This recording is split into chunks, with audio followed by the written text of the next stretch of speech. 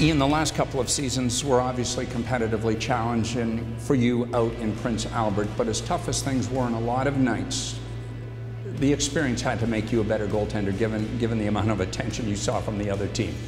Yeah, definitely. It was definitely last 2 seasons. There's a lot of learning on the mental side of the game and being ready to go. You know, when the coach tells you you're playing, you just got to go out and play the best you can and give your team a chance to win every night. Physically, emotionally, how different was it from year 1 in Prince Albert to year 2, jumping from 26 to 50 appearances? Yeah, it was something I wanted to do. I set my sights on it, you know, over the summer after my first year, and you know, I really pushed to be that starting goaltender, and I'll push to play more next year, and let's just keep moving up from there.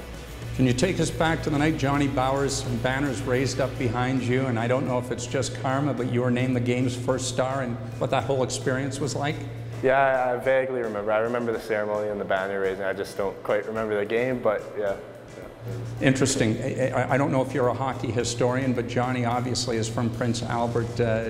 Did you know anything about him? And interesting, as you know, eventually your name was going to be selected by the same team he played for. Well, I didn't know I was going to be selected by the Toronto Maple Leafs, but yeah, I knew a little bit about Johnny Bower and, you know, the adventure he went through, you know, making it to the NHL and the Army and stuff. It was just crazy to hear. You weren't at the draft in Chicago. Take us through what you were doing that particular morning, and it would have been early out in Western Canada when your name was selected. Yeah, no, I woke up, I think it was just before 8, before the draft started, and, you know, watched it for a little bit, and then, you know, started thinking too much and stuff like that, so I went up and played some video games, and then my agent called me, heard my mom screaming, so obviously something happened, and found out I was going to be a Maple Leaf. Your mom was screaming. Yeah. She wouldn't have been the only mom that day. What was it like for her overall? Oh no, her eyes were filled with a little bit of tears, and so was my dad. It was just, you know, all the hard work they put in support, and you know, through ups and downs, it was definitely, you know, rewarding for, you know, them and me, and it was awesome. The hardest part might have been back in novice hockey when you made the decision to play goal. Tell us about that decision.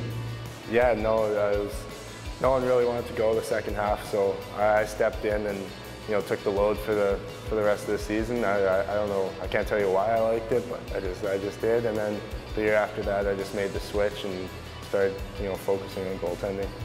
My sources in Western Canada say one of your greatest attributes is your ability to remain even keel. Where did that find its beginnings? I'm not too sure. I just find that, you know, your emotions can contribute to your play a lot, and it's just, you gotta stay level-headed the whole time. You can't be, you know, thrown off by things around you and events that happen in the game, and just control what you can. Do you come into this season with something to prove? Do you have critics, or do you look just beyond your individuality and compete that way? I think a lot of it is just me wanting to be better. I know last year was definitely tough, so I'm out to prove that, you know, Prince Albert can be a winning team, and I think next year looks really bright the way we turned it up the second half, so it's definitely looking promising. Incredible experience when you look back a year ago, January, and the opportunity to play in the Prospects game against the best players in Canada, junior hockey. Yeah, definitely. That was a goal of mine. I set to, you know, maybe get selected for that, and you know, the experience was awesome. The rink there was absolutely huge, so it's just an amazing experience. Calgarian, I know you weren't a Maple Leaf fan growing up, but you weren't necessarily a Flames fan growing up, correct? Yes, yeah, I was a fan of the Vancouver Canucks. So, you know, as soon as that happened, I was, you know, giving it to my dad a little bit, telling him he's going to have to switch, and you know, my grandparents are down too, and they're from BC, so it was just, you know, egging them on a little bit. Proud moment when they gave you the clothing and that logo, that Maple Leaf logo. What did that feel like? Yeah, definitely. It's undescribable still. It's just, I don't think it'll ever set in. You know, Toronto's, you know, original 6 team, and you know, all the facilities they have and support you get here is unbelievable.